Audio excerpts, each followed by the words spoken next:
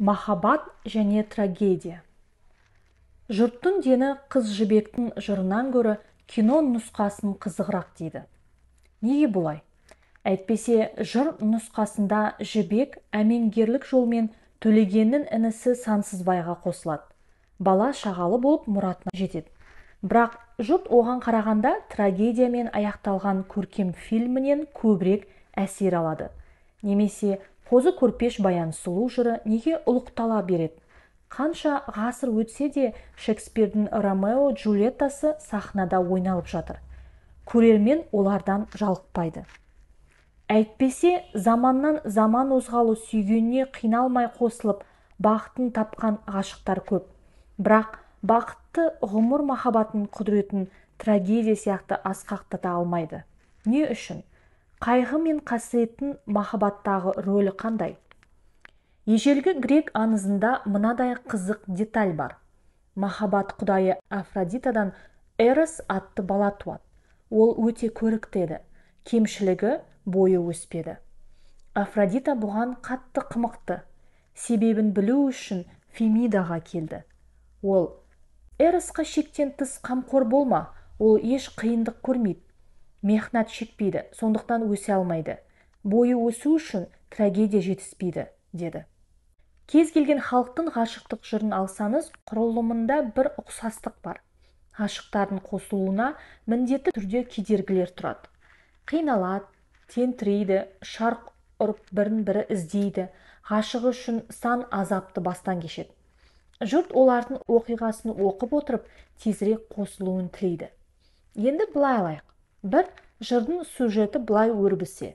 Екі ғашық еш қиындықсыз тезірек үйленсе, жырдың қалған бөлігі солардың 30 күн ойын, 40 күн тойын жырлап, қалай бақытты өмір сүргенін баяндаса, оқырманға қызық болар ма еді? Соны шабытпен оқыр ма едіңіз?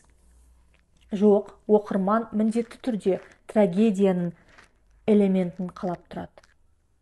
Мысалы, Ромео Джульетта пьесасы былай аяқталса.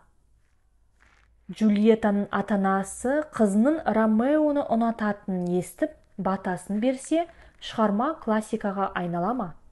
Джульетта өлген соң Ромео біраз уақыт аза тұтып, тағдырға мойын сұнып басқа қызға үйленсе, қалай қабылдар едіңіз? Ромео жағымсыз кейіпкерге айналып шыға келер еді. Сонда пьесаны өтімді етіп тұрған Шекспирдің шеберлігінен бөлек оқиғаның трагедиясы. Пьесада Джульетта жоқ жерде маған да өмір жоқ деп Ромео у ішіп өледі, яғни суицидке барды.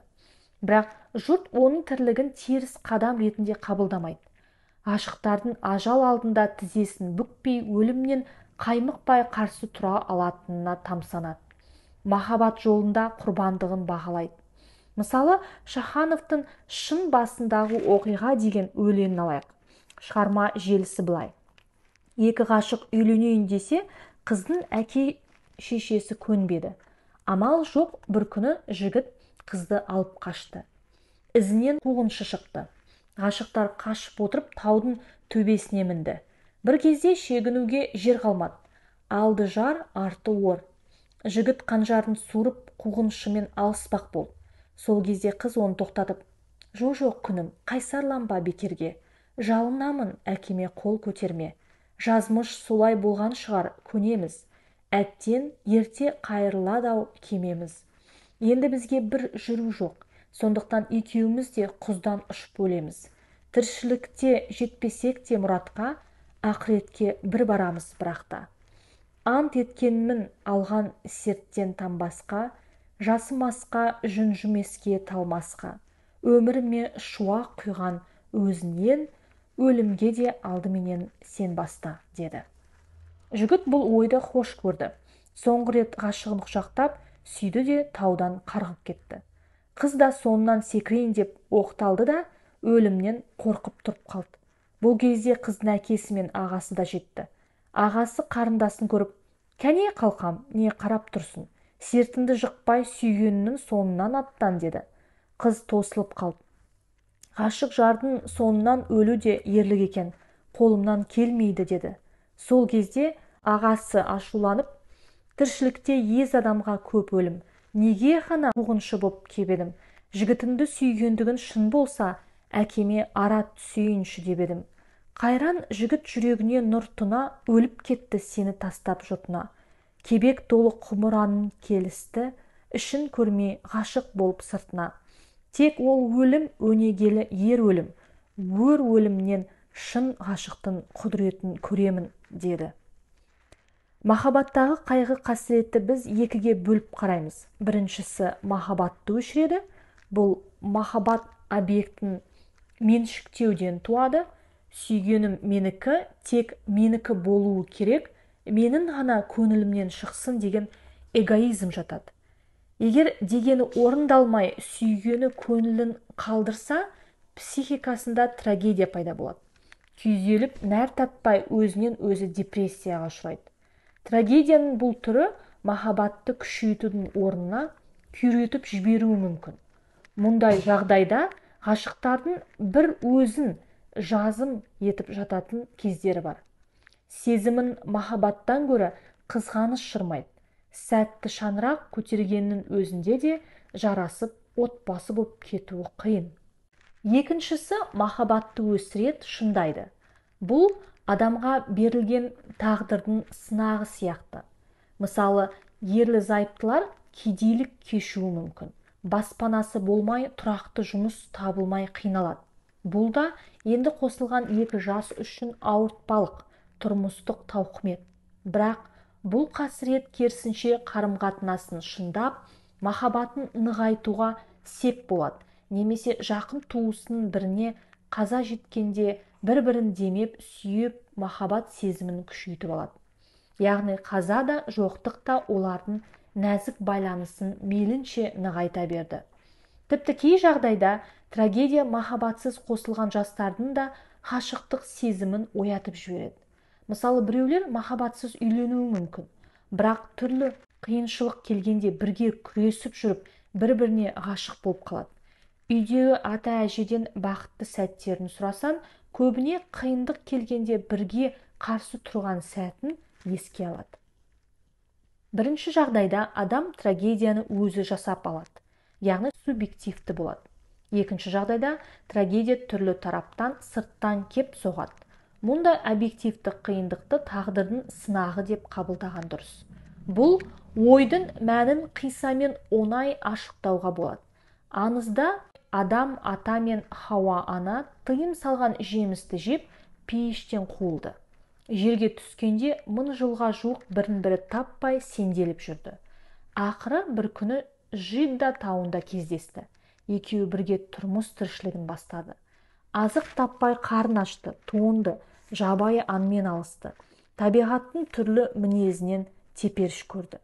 Пейіштен қуылып жазалы болған уайымы тағы бар, өзекті өртеп ұйықтатпады. Бірақ қиындық атауы құйындап келсе де, екеуінің сезімнен дық түсірмеді. Қайта тағдырмен күрескен сайын шыңдалып, махаббаттары беки түсті. Енді бастапқы сұраққа оралайық. Жұрт неге ондаған ғасыр өтсе де, қозы көрпеш баян сұлуды, Ромео Джульеттаны жырлап дәріптей береді? Себебі махаббат абстрактілі дүние. Оны қолмен ұстап көзбен көре алмайды, тек сезінеді. Бұл бүкіл адамның бойында бар құбылыс. Бірақ оны соңына дейін ұстап тұру, оған адал болу мыңнан бір адамның қолынан келеді. Көбі жоғалтып алады. Бірақ махаббатқа адалдық дегенді іштей сезеді, соған ұмтылады. Ұмтылыс адамның логикалық қабатынан шығады. Күйбен тіршілік жаншып тастаған махаббат феноменін қайта оятуға талпынады. Түрмеде жазықсыз отырып шыққан бір кісі мынадай оқиға айтып береді. Түрмеде не бір қылмыс жасаған қан құйылы адамды көреді. Бір қызығы, олар уәдеге, әділдікке берік. Дау жанжалды күшпен емес, әділ принципімен шешеді.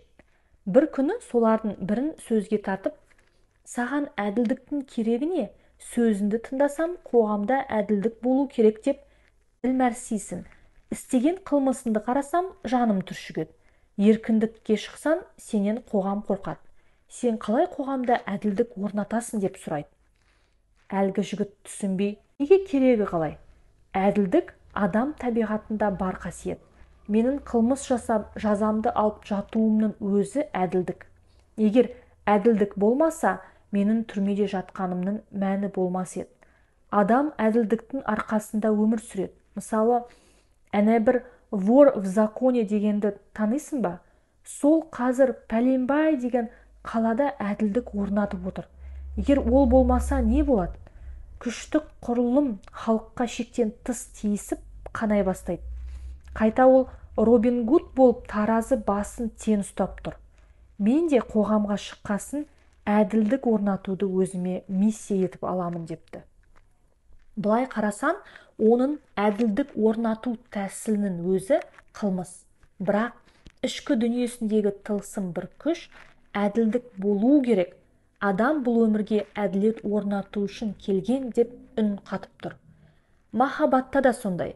Ішкі әлемнен бір толқын махаббат қайда кетті? Махаббатты іздесейші деп мазалап тұрады.